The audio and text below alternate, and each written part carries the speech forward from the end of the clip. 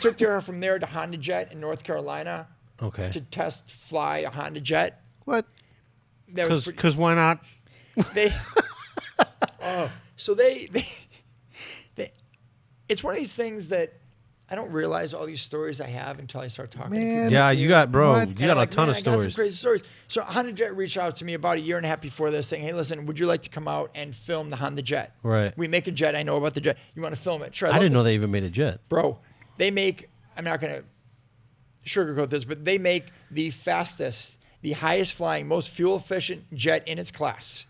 Wow. And it's a single pilot aircraft, which means you don't need a co-pilot. So if you get a pilot, which is super important in these jets, because if you get a pilot's license, Yeah. you don't want to have to find another guy with a pilot's license to co-pilot. Right. You just want to jump in your jet, take your family, take your clients out and fly. Yeah. Right. That's what the Honda Jet's so awesome. It's insane. So Ridiculous. Honda invites me out to look at the Honda Jet. And I'm Right. like, hey, listen, it's cool, but I want to get a flight. Okay. If I'm going to go out there and film it, I want a flight in the jet. They're like, well, we don't give just flights to random people. You need to buy it. At the time, it was $4.2 million jet. We can't just let you get a Well, flight. how much does a fuel cost? Let's go. We'll make We'll make a little deal. Nice for us. So they're like, well, we can't do that. I'm like, cool, I'm not going to come out and fly it. Or I'm not going to come out and film it. And about a week and a half later, I get an email, you've been cleared for flight. I'm like, oh, man. I took my chest up. I told my wife, that's unbelievable. Like, man, that's insane. I can't believe it. A week before I go out, they contact me and they're like, listen, we need to change some things inside the manufacturing because we're gearing up for more planes. We're selling more planes. So we can't offer this to you anymore. I'm like, when can you again? Like, I told everyone I was going. They're like, we don't know when. Every month I contacted them.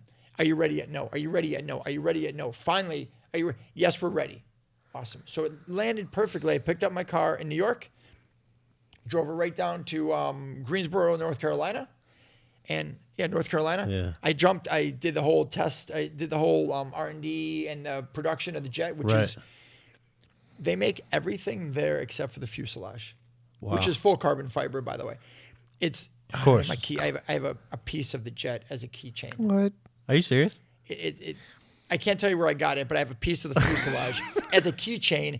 It's paper thin and almost unbreakable. I just imagine you. Imagine you in nuts. like the back of the plane while the plane's in the air, and you're like, shove that in my What's pocket. the worst that could happen? So I did that. I met the pilot that was going to fly me around, and the guy's talking to me a little bit. He was like, so what do you want to do? Oh my God. I go, what do you mean? He goes, Barrel rolls? What do you want to do in the air? I'm like, what are my options? We can do like a fast takeoff. In fact, we can do a stall. We can do this and a 90 degree and all this kind of stuff. I'm like, can we do it all? I go, Yes. sure. He goes, and you're going to fly it, right? I'm like, yes, I'm going to fly it. They didn't want to bring you on the plane. Now they want you to do a stall as a pilot. Well, I wasn't going to do the stall. But he asked me, and you're going to fly it, right? I'm like, yeah, of course I'm going to fly it. It was just a knee-jerk reaction without even thinking about me flying a plane. Yeah. So we're up in the air, we're doing all our stuff, and he's doing all. I'm filming everything and talking about it. It's like amazing. He goes, cool. He goes, you ready? I go, yeah, but I have to tell you something. Like, I don't have a pilot's license. Like, I have no idea what I'm doing. He goes, oh, I know. I'm like, and he goes, and you're going to fly it.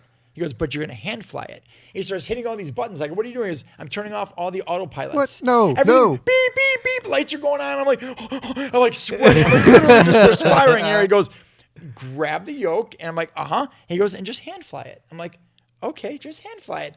And I'm like, he goes up a little, down a little, to the left, to the right. No. It was 10 minutes. It was awesome. It was like, the only way I can describe it, I flew a plane when I was younger, like a prop plane. Mm-hmm. All right. And that prop plane was basically, to me, it felt like a Civic.